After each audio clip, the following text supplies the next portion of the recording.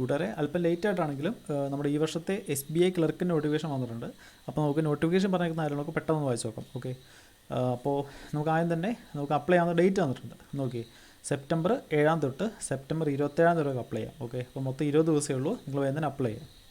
ഇനി നമുക്കിവിടെ എക്സാമിൻ്റെ ഷെഡ്യൂൾ വന്നിട്ടുണ്ട്. നോക്കി, പ്രീ എക്സാം ടെൻറ്റേറ്റീവ്ലി നവംബറിലായിരിക്കും.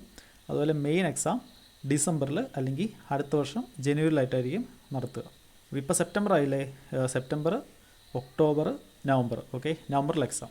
അതുപോലെ നമുക്കിനി ഒരു എക്സാം കൂടെ വരാനുണ്ട്. ഏതാണ്? IBPS PO. ഓക്കെ, അതിൽ SBI POയുടെ നോട്ടിഫിക്കേഷൻ വന്നിട്ടില്ല, അതും അടുത്ത് തന്നെ വരുമായിരിക്കും. ഓക്കെ, ഇനി താഴെ നമുക്ക് വേക്കൻസി ടേബിൾ വന്നിട്ടുണ്ട്. ആദ്യം നമുക്ക് കേരളത്തിൽ നോക്കാം. ഇത് കിടക്കുന്നത് കേരളം.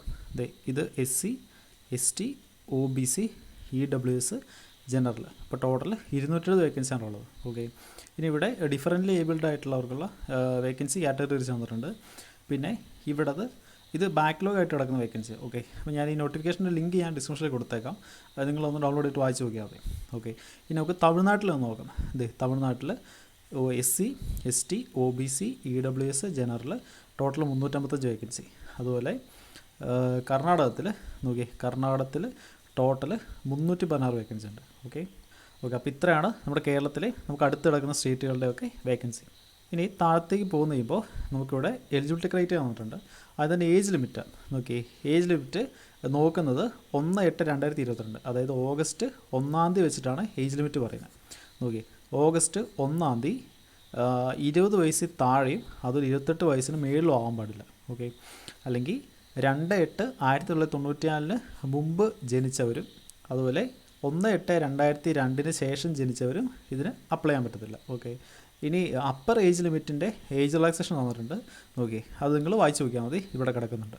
ഇനി താഴത്തേക്ക് പോകുന്ന കഴിയുമ്പോൾ ഇതിവിടെ എസെൻഷ്യൽ ക്വാളിഫിക്കേഷൻ വന്നിട്ടുണ്ട്. ഓക്കെ, നമ്മുടെ ക്വാളിഫിക്കേഷൻ എന്ന് പറയുന്നത് ഡിഗ്രിയാണ്. ഓക്കെ, എങ്കിലും ഡിഗ്രി മതി നമുക്ക് അപ്ലൈ ചെയ്യാനായിട്ട്. അതുപോലെ ഫൈനൽ ഇയർ പഠിക്കുന്നവർക്കും SBI ക്ലർക്കിന് അപ്ലൈ ചെയ്യാൻ പറ്റും. ഓക്കെ, ഫൈനൽ ഇയർ പഠിക്കുന്നവർക്കും SBI ക്ലർക്കിന് അപ്ലൈ ചെയ്യാൻ പറ്റും. പക്ഷേ ഒരു കണ്ടീഷൻ എന്താ വെച്ചിട്ടുണ്ടെങ്കിൽ 30/11/2022 അതിന് മുമ്പോ ആയിട്ട് നമ്മൾ പാസ്സായിരിക്കണം. ക്ലിയർ ആണല്ലോ? അതായത് ഈ വർഷം നവംബർ 30 അല്ലെങ്കിൽ 30 മുമ്പോ നമ്മൾ ക്വാളിഫൈഡ് ആയിരിക്കണം. ക്ലിയർ ആണല്ലോ? ഇനി അടുത്തതായിട്ട് എടുത്തു വരേണ്ട കാര്യം എന്ന് പറയുന്നത്, ഓക്കെ, സെലക്ഷൻ പ്രൊസീജിയർ വന്നിട്ടുണ്ട്. ഓക്കെ, നമുക്കറിയാം ഒരു പ്രീ എക്സാം ഉണ്ട്, പിന്നെ ഒരു മെയിൻ എക്സാം ഉണ്ട്. ഓക്കെ, ക്ലർക്കല്ലേ, ഇപ്പോൾ ക്ലർക്കിന് ഇൻ്റർവ്യൂ കാണത്തില്ല. ഇനി പ്രീ എക്സാമിൻ്റെ പാറ്റേൺ നോക്കി, നമുക്ക് 3 പേപ്പറാണുള്ളത്. ഇംഗ്ലീഷ്, പിന്നെ മാത്സ്, പിന്നെ റീസണിങ്. ഇംഗ്ലീഷ് 30 ക്വസ്റ്റ്യനാണുള്ളത്. ഓരോ ക്വസ്റ്റിനും ഓരോ മാർക്ക് വെച്ചിട്ട് മൊത്തം 30 മാർക്ക്. അതുപോലെ മാത്സ് 35 ക്വസ്റ്റ്യൻ, അതിൽ റീസണിങ് 35 ക്വസ്റ്റ്യൻ. ഓക്കെ, 35, 35, 30 ഇതാണ് ക്വസ്റ്റ്യൻ നമ്പർ. അതുപോലെ തന്നെ മാർക്കും. ഇനി ടൈം 20 മിനിറ്റ് സെപ്പറേറ്റ്ലി ടൈംഡാണ്. അങ്ങനെ മൊത്തം 60 മിനിറ്റാണ് നമുക്ക് എക്സാം. ക്ലിയർ ആണല്ലോ? ഇനി നെഗറ്റീവ് മാർക്കുണ്ട്. 1/4 ആണ് നെഗറ്റീവ് മാർക്ക്. അതായത് 4 ക്വസ്റ്റ്യൻ തെറ്റുമ്പോൾ നമുക്ക് 1 മാർക്ക് നെഗറ്റീവ് പോകും. ഓക്കെ, 4 ക്വസ്റ്റ്യൻ തെറ്റുമ്പോൾ 4 മാർക്ക് നമ്മുടെ നിന്ന് പോകും. അതുകൂടാതെ 1 മാർക്ക് നെഗറ്റീവായിട്ടും പോകും. ഓക്കെ, അടുത്തായിട്ട് മെയിൻ എക്സാം. മെയിൻ എക്സാമിന് നമുക്ക് മാത്സ് ഉണ്ട്, പിന്നെ റീസണിങ് ആൻഡ് കമ്പ്യൂട്ടർ ആപ്റ്റിറ്റ്യൂഡ് ഉണ്ട്. ഈ കമ്പ്യൂട്ടർ ആപ്റ്റിറ്റ്യൂഡ് എന്ന് പറഞ്ഞാലും കൂടുതൽ റീസണിങ് ക്വസ്റ്റ്യൻസ് ആയിരിക്കും. ഓക്കെ, എക്സാം എഴുതിയിട്ടുള്ളവർക്ക് അറിയാം. അതുപോലെ തന്നെ ഈ കമ്പ്യൂട്ടർ ആപ്റ്റിറ്റ്യൂഡ് എന്ന് വരുന്ന ക്വസ്റ്റ്യൻ എന്ന് പറഞ്ഞിട്ടുണ്ടെങ്കിൽ നമ്പർ സിസ്റ്റം കൺവേർഷനൊക്കെ ആയിരിക്കും. ഓക്കെ, അപ്പോൾ ഇതിൽ നിന്ന് എന്തെങ്കിലും ക്വസ്റ്റൻ ഉണ്ടെങ്കിൽ തന്നെ അത് ചെയ്യാനുള്ള ഇൻസ്ട്രക്ഷൻസ് എല്ലാം ആ ക്വസ്റ്റിന് തന്നെ ഉണ്ടാവും. ഓക്കെ, അത് വെച്ചിട്ടാണ് ചെയ്താൽ മതി. പിന്നെ നമുക്ക് ഇംഗ്ലീഷ് ഉണ്ട്, അതുപോലെ ജനറൽ ആൻഡ് ഫിനാൻഷ്യൽ അവയർനെസ് ഉണ്ട്. ഓക്കെ, ഇതിനകത്ത് കൂടുതലും കറണ്ട് അഫയേഴ്സ് ആണ് വരുന്നത്, എക്സാം എഴുതുന്നവർക്ക് അറിയാം. ഓക്കെ, ഇനി ക്വസ്റ്റിൻ്റെ എണ്ണം നോക്കി, കറണ്ട് അഫയേഴ്സ് മൊത്തം 50 ക്വസ്റ്റ്യൻ, പിന്നെ ഇംഗ്ലീഷ് 40 ക്വസ്റ്റ്യൻ, ക്വാണ്ടിറ്റേറ്റീവ് 50 ക്വസ്റ്റ്യൻ, അതുപോലെ റീസണിങ് 50 ക്വസ്റ്റ്യൻ.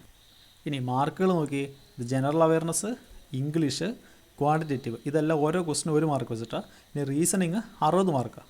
അതായത് ഇതിനകത്ത് ചില ക്വസ്റ്റിന് വെയിറ്റേജ് കൂടുതലായിരിക്കും. ഓക്കെ, ഇനി സമയം നോക്കി, സമയം മാത്സിനും റീസണിങ്ങും 45 മിനിറ്റ് ഉണ്ട്, ബാക്കി രണ്ടിനും 35 മിനിറ്റ് വീതം. ഓക്കെ, അങ്ങനെ മൊത്തം 190 ക്വസ്റ്റിനും 200 മാർക്കുമാണുള്ളത്. സമയം നോക്കി 2 മണിക്കൂറും 40 മിനിറ്റും. ക്ലിയർ ആണല്ലോ?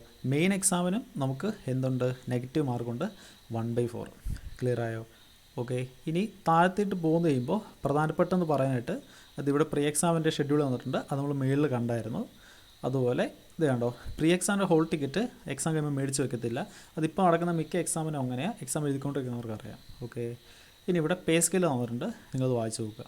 ഓക്കെ, ഇനി അടുത്തതായിട്ട് ഇതുകൊണ്ട് നമുക്ക് പ്രീ എക്സാമിൻ്റെ ഹോൾ ടിക്കറ്റ് 29/10/2022, അതായത് ഒക്ടോബർ 29 തൊട്ട് നമുക്ക് ഡൗൺലോഡ് ചെയ്യാൻ പറ്റുമെന്ന് ഇവർ പറയുന്നത്. ടെൻറ്റേറ്റീവ്ലിയാണ്, ഉറപ്പില്ല. ഈ ഡേറ്റിന് തന്നെ ഹോൾ ടിക്കറ്റ് കൊടുത്തു തുടങ്ങണം. അതുപോലെ മെയിൻ എക്സാമിൻ്റെ ഹോൾ ടിക്കറ്റ് ഡിസംബർ അല്ലെങ്കിൽ ജനുവരി ആയിട്ടായിരിക്കും നടത്തുന്നത്. അതിവിടെ എഴുതിയിട്ടുണ്ട്. ഇനി ഇവിടെ എന്താ പറഞ്ഞേക്കുന്നത് നോക്കി, മെയിൻ എക്സാമിന് വരുമ്പോൾ പ്രീ എക്സാമിൻ്റെ ഹോൾ ടിക്കറ്റിനോട് കൊണ്ടുവരണം. ഓക്കെ, അതായത് പ്രീ എക്സാം കഴിയുമ്പോൾ ഹോൾ ടിക്കറ്റ് അവർ മേടിച്ച് വെക്കത്തില്ല.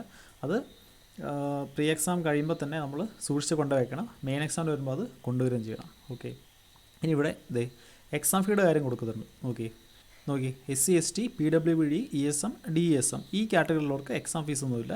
ബാക്കിയുള്ള എല്ലാവർക്കും 750 രൂപയാണ് എക്സാം ഫീസ്.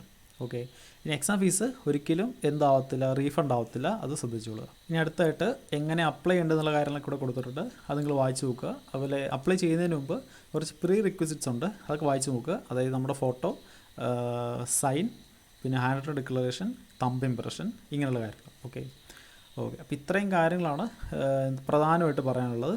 ഇനി താഴത്തേട്ട് പോകുന്ന കഴിയുമ്പോൾ നമുക്കിവിടെ എക്സാം സെൻറ്ററുകൾ കൊടുത്തിട്ടുണ്ട്. ഓക്കെ, കേരളത്തിൽ ആലപ്പുഴ, ഇടുക്കി, കണ്ണൂർ, കൊച്ചി, കൊല്ലം, കോട്ടയം, കോഴിക്കോട്, മലപ്പുറം, പാലക്കാട്, പത്തനംതിട്ട, തിരുവനന്തപുരം, തൃശ്ശൂർ, അങ്ങനെ മിക്ക ജില്ലകളിലും തന്നെ പ്രീ എക്സാം, മെയിൻ എക്സാം, അതുപോലെ പ്രീ എക്സാം ട്രെയിനിങ് ഇതിനുള്ള സെൻറ്ററുകളുണ്ട്. ഓക്കെ, അപ്പോൾ ഇത്രയും കാര്യങ്ങളാണ് നമ്മുടെ നോട്ടിഫിക്കേഷനിൽ എടുത്ത് പറയാനായിട്ടുണ്ടായിരുന്നത്. ഓക്കെ, അപ്പോൾ ഞാൻ പറഞ്ഞ പോലെ അപ്പോൾ 20 ദിവസമുള്ള അപ്ലൈ ചെയ്യാനായിട്ട്. അപ്പോൾ അപ്ലൈ ചെയ്യാൻ ഉദ്ദേശിക്കുന്ന എല്ലാവരും തന്നെ വേഗം അപ്ലൈ ചെയ്യുക. അതുപോലെ നിങ്ങളുടെ ഫ്രണ്ട്സിൻ്റെ അടുത്തൊക്കെ പറയുക. ഓക്കെ, അപ്പോൾ ഇനി നമ്മുടെ മുമ്പിലുള്ളത് 3 എക്സാംസാണ്. ഓക്കെ, ഒന്ന് ഈ SBI ക്ലർക്ക്, പിന്നെ IBPS PO, പിന്നെ SBI PO നോട്ടിഫിക്കേഷൻ വന്നിട്ടില്ല, അത് ഉടനെ തന്നെ വരും. അതുപോലെ കഴിഞ്ഞ കുറച്ച് എക്സാമുകളുണ്ടല്ലോ, അതിൻ്റെയൊക്കെ മെയിൻസ് പിന്നെ ഉണ്ടോ. അതായത് ഏതൊക്കെയാണ് കഴിഞ്ഞ്, IBPS RRB ക്ലർക്ക് കഴിഞ്ഞു, അതുപോലെ RRB PO കഴിഞ്ഞു, പിന്നെ IBPS ക്ലർക്ക് കഴിഞ്ഞു. ഓക്കെ, ഇതിൻ്റെ എല്ലാം മെയിൻസും ഉണ്ട്. അപ്പോൾ സമയം കളയാതെ നിങ്ങൾ നന്നായിട്ട് തന്നെ പ്രിപ്പയർ ചെയ്യാം. ഓക്കെ, നമുക്കിനി മറ്റൊരു വീഡിയോ കാണാം.